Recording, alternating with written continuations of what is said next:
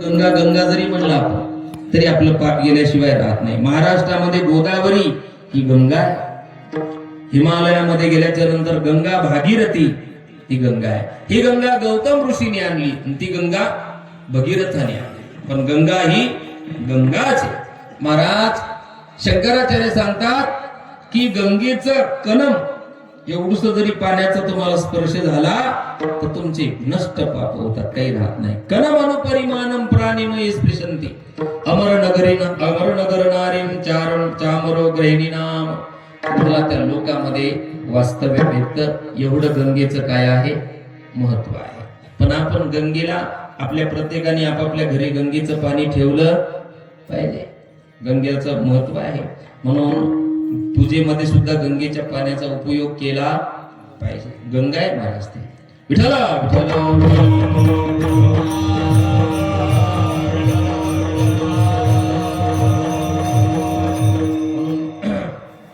एकांतवासी गंगा स्नाने एकांतवास असला पाहिजे बरं का.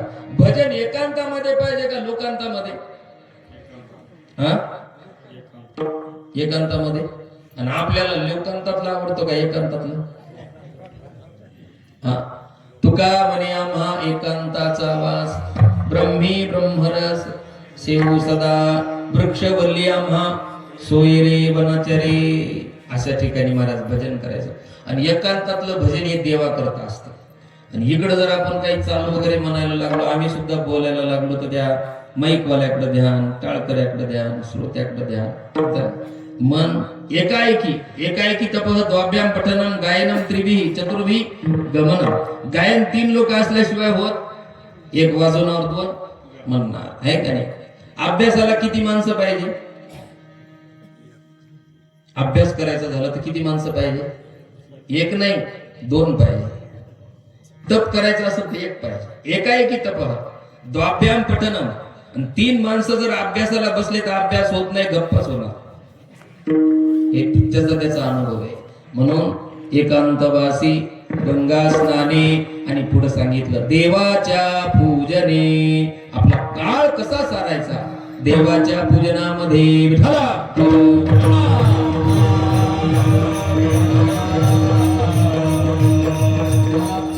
काही माणसाला पूजा म्हटलं का अंगाला फाटाच येतो महाराज. अशी बरेच माणसं असतात. म्हणून ते पूजा खातं कोणाकडे? घरच्याकडे असतं. एकाला वाटलं महाराज आपल्याला जशी पूजाची आवड आहे तसं आपण आपल्या मुलाला काय करू, पूजाच आवडला. महाराज सकाळी उठला, बाळा बस जवळ. त्याला दामून दपून बसवायचे. त्याची काही इच्छा नसायची. हळूहळू पोरग मोठं झालं. इतकं मोठं झालं की त्याचं लग्नही झालं. पण बापाला आलं यज्ञिकीचं काम. बाप गेले निघून. पोराला सांगितलं पूजा करायची. मला करतो, या तुम्ही आता. गेले. आणि महाराज सकाळचा नेम 5-6 वाजता पूजा करायची. 8 वाजले. आईने सांगितलं पूजा करायची. ते मला करता येईल, मला रोजची सवय, आपली नित्य नेम आहे, मला करू. ते उठला म्हणलं रोजच्या रोज घराच्या घरीच पूजा करायची. इथं कशाला म्हणले, आता सगळ्यांना विहिरीवर नेतो. एका बकेटमध्ये टाकलं. बकेटमध्ये टाकल्याच्या नंतर सगळेच देव काय माझ्यासारखे नसतात. माझ्यासारखे म्हणजे असे चांगलं पैचट पातळ काही पत्र्याचे. महाराज केल्याच्या नंतर बी ते चाक असतं, दाव सोडायचं. आता नाही राहिला, आता बटणं आले. बकेट सोडली. आणि बकेट सोडल्याच्या नंतर ती काय सहज बुडत नाही. मग तिला असं माग पुढं करावं. माग पुढं झालं. एकदा का तिच्यात पाणी आलं. आणि पाणी आल्याच्या नंतर जे हलके फुलके होते त्यांनी लगे पटापट साईड घेतली. जे काही होते ते तळाला गेले. सरळ बकेट वरती आणली. आणि पाहिली संख्या ते म्हणला 15 ते 16 देव होते. याच्यातले अर्धेच राहिले. आणि अर्धे राहिले म्हणजे देव काय झाले, मेले म्हणजे देवाला काय पडलं, सुतक. एक माणूस गेला की 10 दिवस सुतक असतं म्हणला. याच्यात अर्धे गेले. म्हणले 1.5-2 महिने पूजा करायची गरज नाही. तसे आणले, म्हातारी ठेवले. म्हणलं झाली का पूजा? म्हणला झाली. दुसऱ्या दिवशी म्हणला पूजा. म्हणला आता पूजा नाही. म्हणलं का? याच्यात सुतक पडले. म्हणलं आता पूजा करायची गरज नाही. म्हातारी म्हणली थांब, वाटलं तर थांब, पूजा केल्याशिवाय तुला जेवण देणार ते म्हणलं इथं थांबणंच नको. कुठं जायचं मग आपल्याला आता? सासरवाडीला गेला. सासरवाडीला गेल्याच्या नंतर सासूबाई वाटच पाहून होत्या. ते म्हणले किती वेळ झाली, माझंच काम मला आवरायला तयार नाही. तुमचे जे सासरे ते गेले याज्ञिकीला. आता घरच्या देवाची पूजा 8 दिवस झालेली नाही. तुमच्याशिवाय पूजा होऊ शकत. ते म्हणले बरं आहे का? आता सासूबाई मला अजिबात मला पूजा येत नाही. ते म्हणले जावई बुवा केल्याशिवाय पर्याय. ते म्हणला मग जर पूजा करायची असं तर आपल्याला साधं सुद्धा चंदन लागत नाही, अगरबत्ती सुद्धा स्वासिक लागतात, हो चांगला सेंट लागतो, सगळं लागतं. सासूबाई हुशार होती, म्हणले काही चिंता करू नका, त्यांना लय मोठं आलेलं सामान आहे, तसंच ते दिलं. अशी पूजा केली महाराज. गंधम समर्पयामि, पुष्पम समर्पयामि, धूपम दीपम समर्पयामि, नैवेद्यम निवेदयामि. गेली महाराज, मंत्र इंद्र म्हणले. आणि याचा सुगंध पूजेचा, हो परिमळाची धाव, परिमळ जिकडे पाहावं तिकडे सगळीकडे गेला. शेजारी बाई आल्या का हो, आतापर्यंत काय तुमच्या घरातून अशा पूजेचा सुगंध आला? कोण आणलं पूजेत? ते म्हणले बाई आमचे जावईबू आले. हा जावईबाचं लय विशेष कौतुक असतं जावईबा. आणि मग महाराज जावईबू आल्याच्या नंतर म्हणले असं करा, आमच्याही घरची पूजा झालेली नाही, तुम्ही आमच्याही घरी चला. जावईबू सासूला म्हणले तुमची केली, आता त्यांची करणार नाही. ते म्हणले तसं करू नका, शेजार धर्म आहे, आपल्याला केल्याशिवाय पर्याय नाही. आमचं त्यांचं लय जवळचं नाते, जावंच लागतं. जय महाराज पूजेतच 1-1:30 वाजला. सकाळपासून नाश्ता नाही, पाणी नाही. ते म्हणला देवने इथेही राहणं नको. एक 500 एकरचा मालक होता, बाग बगीचा, सुंदर विहीर होती. आता म्हणला गेल्यावर जीवनच संपून टाकू, म्हणजे पूजा नको गेला. तिथं मालक पळतच आला. हो म्हणला उडी नका टाकू, काय कर्ज असेल मी एकटा देतो, तुमच्या काय अडचणी मी एकटा देतो. तुम्ही एकदाच सोडून 4 वेळेला जेवा. फक्त आमच्या घरी छोटस मंदिर आहे, त्याची काय करा, इतका कंटाळा पूजेचा. विठाला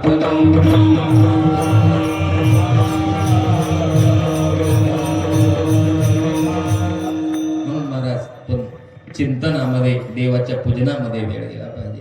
काही ना पूजेचं महाराज कशी करावं, काय करावं हेच मिळत नाही. काही माता माऊले जे देव घेतले का तसेच टाकते. कोणाचं तंगड तुटत का, मुंडक्यावर पडले का, ऑपरेशन करावं लागेल का, कान तुटल, काय घेणं नाही. बरं महाराज त्यांना पुसायचा कपडा जो असतो का त्याची काय करा, पूजा करा. इतका कंटाळा पूजेचा. विठाला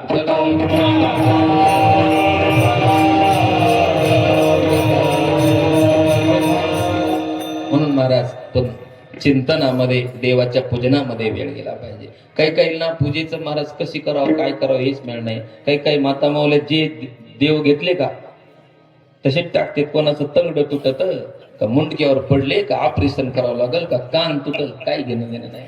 बरं महाराज त्यांना पुसायचा कपडा जो असतो का देवाचा, त्याला कधी धुणं नाही. तो जर एखाद्याच्या नाकाजवळ गेला की बिना म्हणता कार्यक्रम होईल. हो वांती झाल्याशिवाय असं नाही. देवाचा कपडा स्वच्छ असावा, देवाचं आसन सुद्धा स्वच्छ असावं. आणि एका देवाला आदरपूर्वक स्नान घालून ठेवावं.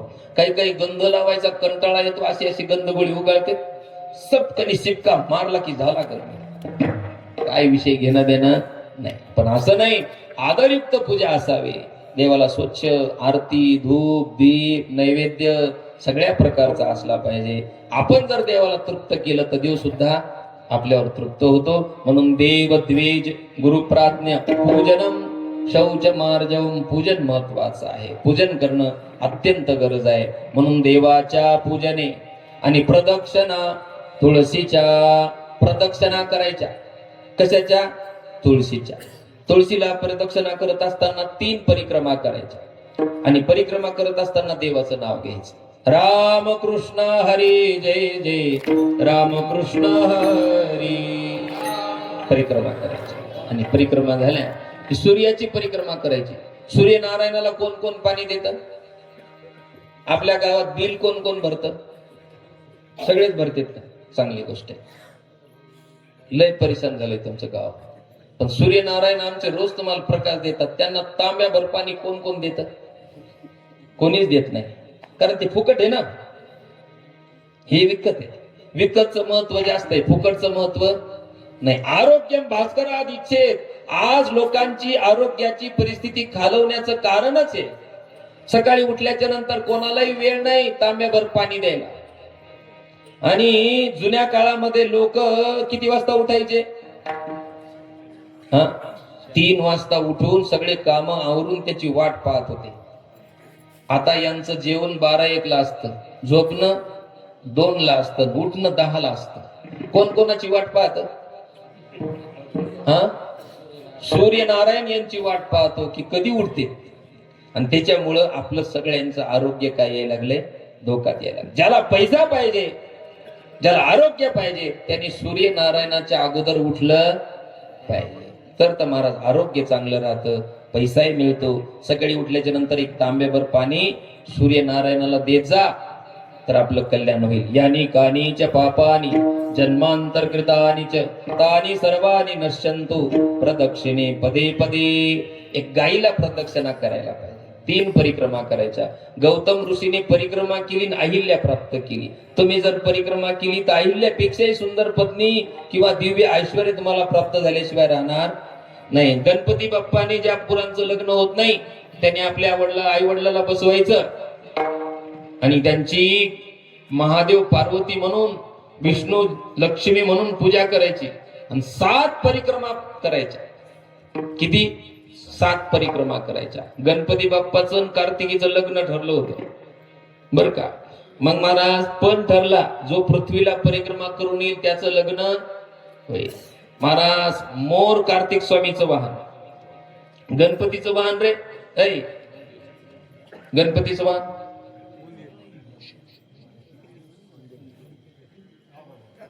अरे बाबा बस का, तुम्ही कॉफी केली रे सगळ्यांनी. एका डोळ्याने जर एक सूर्य दिसतो तर 2 डोळ्यांनी किती? विठाला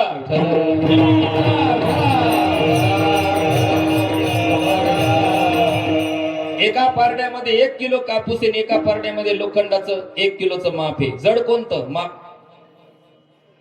भारी कोणतं? लोखंड आणि कापूस. दोन्ही वजनाला काय येतं? सारखे येतं. विठाला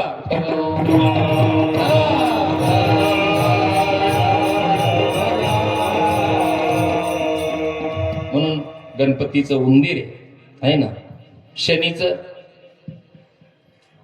कावळा, प्रत्येकाचं. लक्ष्मीचं ज्याचं रात्री नाव घेऊन येते घुबड आहे ना, लक्ष्मीचं वाहन घुबड आहे. त्याच्यानंतर प्रत्येकाचं वाहन. इंद्राचं ऐरावत आहे. छत्रपती शिवाजी महाराजांचं वाहन सगळ्याला माहिती आहे, घोडा. प्रत्येकाचं वाहन वेगवेगळं आहे का नाही. जगदंबेचं काही काही लोक म्हणतात महाराज लग्नाच्या अगोदर काय वाघासारखे होते आणि आता ते म्हणजे जगदंबेचा स्वार झालेला आहे. त्याच्या जगदंबा आरूढ झालेली आहे, त्याच्यामुळे ही परिस्थिती आहे. बघा महत्वाचं आहे प्रदक्षिणा. म्हणून तुळशीच्या प्रदक्षिणा करा, आई वडिलाच्या प्रदक्षिणा गणपती बाप्पांनी केल्या.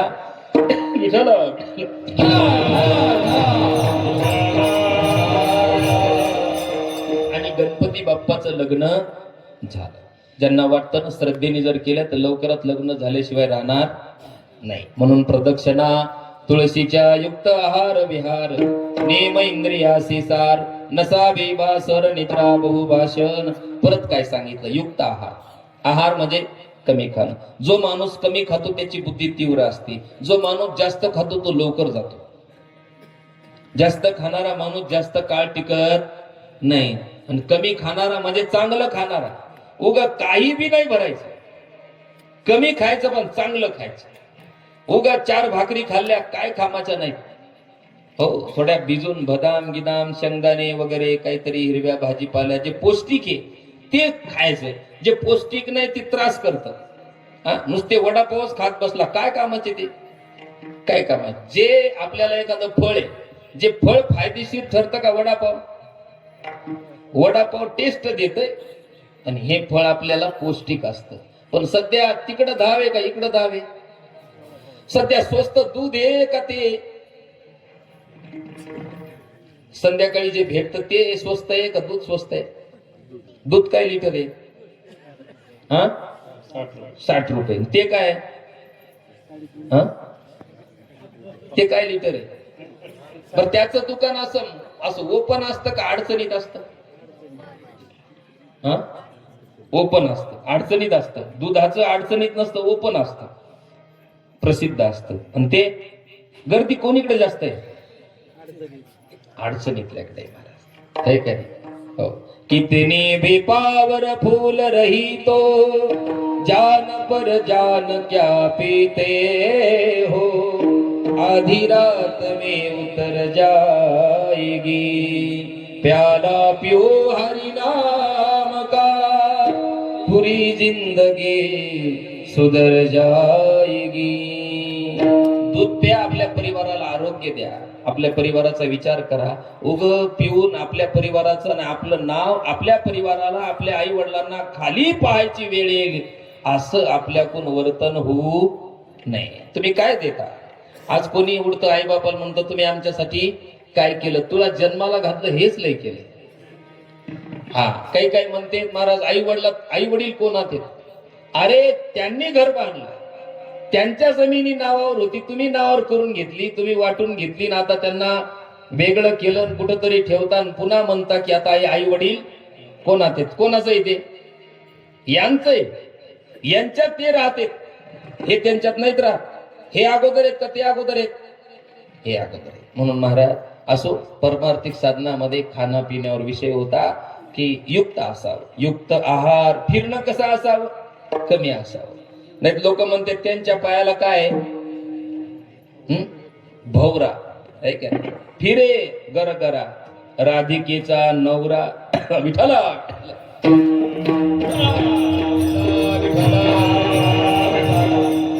असो युक्त आहार विहार नेम इंद्रियासी सार. नेम असला पाहिजे कशाला? इंद्रियाला. इंद्रियांना नियमन असणं गरजेचं आहे. काहीही डोळ्यांनी बघू नये, देव बघावा. काही कानाने ऐकू नाही, देवाचं ऐकावं. नाही तर आपण न पाहावे ते पाहे, न ऐकावे ते ऐके, न बकावे ते बके. आपली ही परिस्थिती आहे महाराज. म्हणून विठ्ठला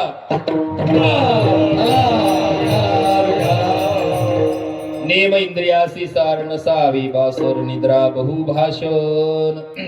बासर म्हणजे उग पाचगलपणा नसावा, जास्त बोलणं नसावं, निद्रा जास्त झोपणं नसावं. किती झोप असली पाहिजे माणसाला? कमी असली पाहिजे. श्वान निद्रा तथैवच भाषण. काही लोक जास्त बोलते ते पाप करते. एका महात्म्याचं वाक्य आहे, ज्यादा बोलणं पाप आहे. आणि माऊलीने 750 वर्षापूर्वी सांगून ठेवलं महाराज, अनंत वाचाळ बरळते बरळ त्या कैसा गोपाळ पावे हरे.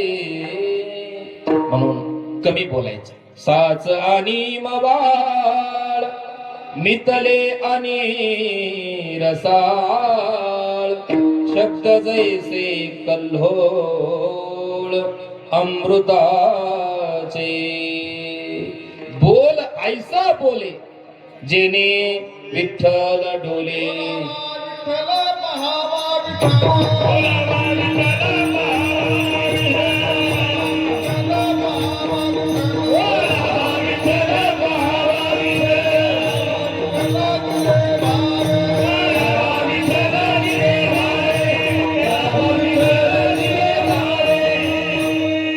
महत्वाचे बोलावा विठ्ठल, पाहावा विठ्ठल, करावा विठ्ठल जीवे भावे. म्हणून निद्रा बहुभाषण नसायला पाहिजे. सगळ्यात महत्वाचं आहे आपल्याला या साधना करत असताना परमार्थ महाधन. सगळ्यात मोठं धन जर आपलं कोणतं आहे तर परमार्थ आहे. महान धन आहे महाराज. परमार्थ महाधन जोडी देवाचे चरण व्हावया जतन. हे आतापर्यंत पहिल्या चरणापासून इथपर्यंत सांगितले सगळे उपाय लाभाचे, परमात्मा प्राप्तीचे उपाय. आणि हे तो केले पाहिजेत. महाराज एवढं होऊन जमल का? ते म्हणले नाही, देव समर्पिते देवा देव समर्पिते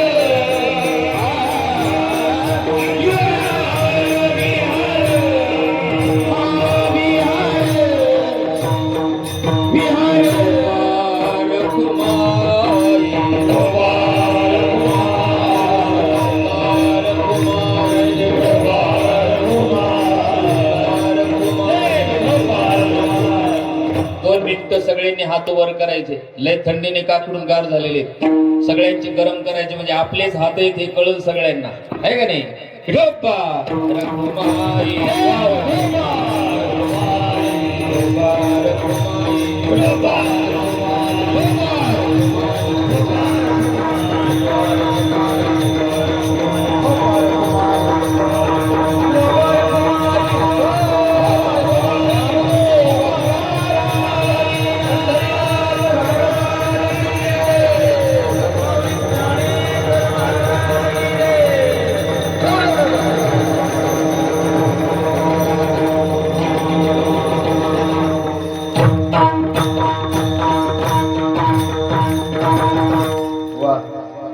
सगळ्यांचे हात आपलेच आहेत हे सगळ्यांना कळालं.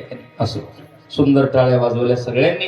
म्हणून काय करायचं बाबा, परमार्थाचं महत्वाचं साधन आहे. देह समर्पिजे देवा, हा देहच देवाला देऊन टाकायचा. देह तुमचा आहे का देवाचा आहे? हा, देवाने तुम्हाला दिला, तुमचा नाही. जेने हा जीव दिला, आपलं महाराज देवानेच आपल्याला दिलंय, पण आपल्याला देवाला द्यावं वाटत नाही. जसं गंगेचं पाणी, गंगेचे उदक गंगे जैसे, अर्पिजे देव पितर उद्देशे.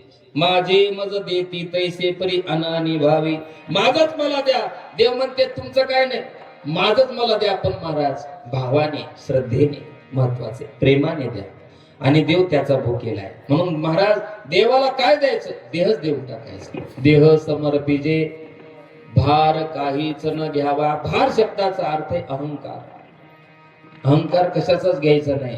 हा, हे मजाची स्तव झाले परी म्या नाही केले, ऐसे जेणे जाणीतले तो सुटला. आणि मग हे मजाची स्तव झाले ना असं जर जो म्हणत असेल तो म्हणायचं अहंकार मिती मन्यते करता हा मिती मन्यते. अहंकार विमूढात्मा करता हा मिती मन्यते. आपल्याला अहंकाराची लय सवय महाराज. हो, कबीर महाराज म्हणतात, महाराज मत करना अभिमान झूठी तेरी शान, तेरे जैसे लाखों आए, लाखों इस धरती में समाये. मत करना अभिमान. अभिमान कशाचा करायचा? देह देवाचा, संपत्ती देवाची, आपलं काय काहीच नाही. विनियोग करता आला पाहिजे. देह समर्पिजे देवा, भार काही न घ्यावा. असं जर केलं साधकाला सांगितलं तर मग होईल आघवा. तुका म्हणे आनंद, आनंदच आनंद तुझ्या जीवनामध्ये प्राप्त होईल. त्या साधकाला तो उपदेश तुकोबरांनी केला. असाच अभंगाचा अर्थ असेल असं नाही, यथामती जशी परमात्म्याने मला बुद्धी दिली त्याप्रमाणे मी सांगण्याचा प्रयत्न केला. जवळच पाळस आपला वेळ आता होत आलेला आहे. सुंदर भव्य आणि दिव्य आपल्या ग्रामस्थ मंडळी भाट सांगवे यांचं सुंदर नियोजन आहे. यूट्यूब चॅनल बळीराजा भाऊंनी सुंदर असं लावीव हा कार्यक्रम सगळीकडे चालू आहे. त्या भैयालाही अभिनंदन. संपूर्ण ग्रामस्थ मंडळी बोरुडे कंपनी जी आहे त्या सर्व कंपनीचं मंडळीचं परिवाराचं दैवत ब्रह्मनाथ आहे, कुलदैवत. पण त्यांचं थोडं येणं असं पातळ आहे, दाट नाही.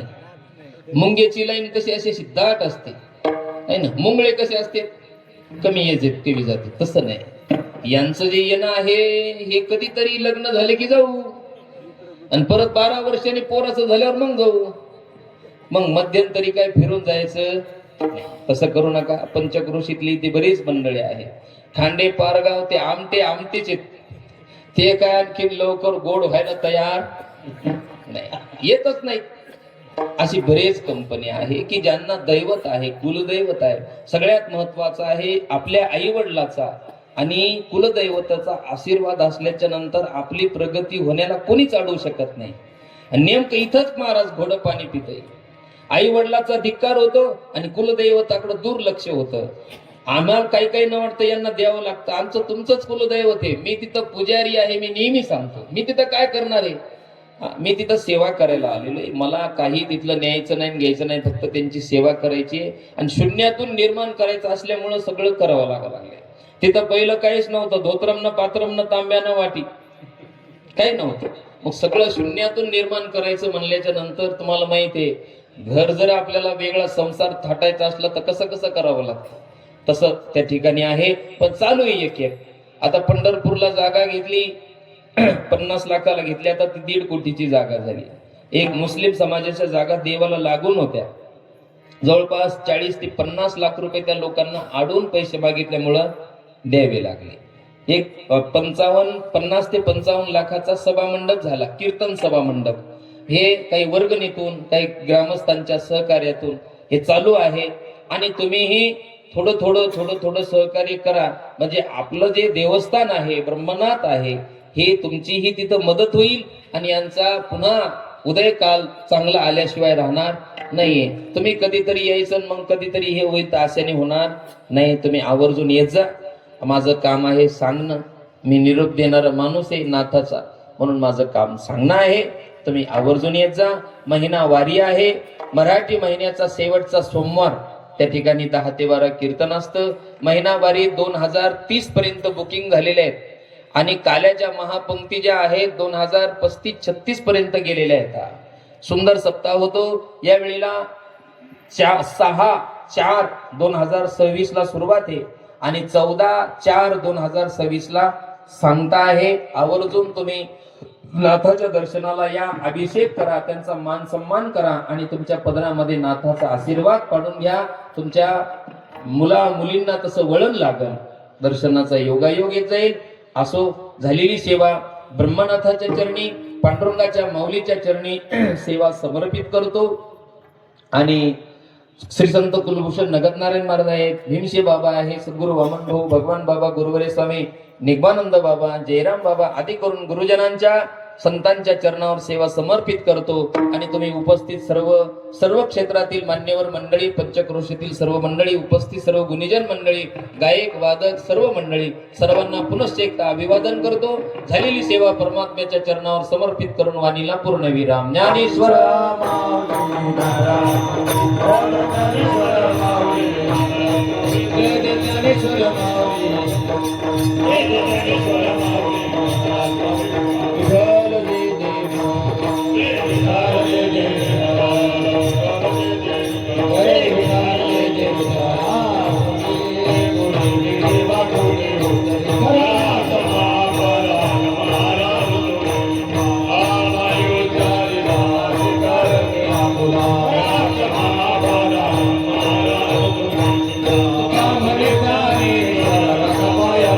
Kara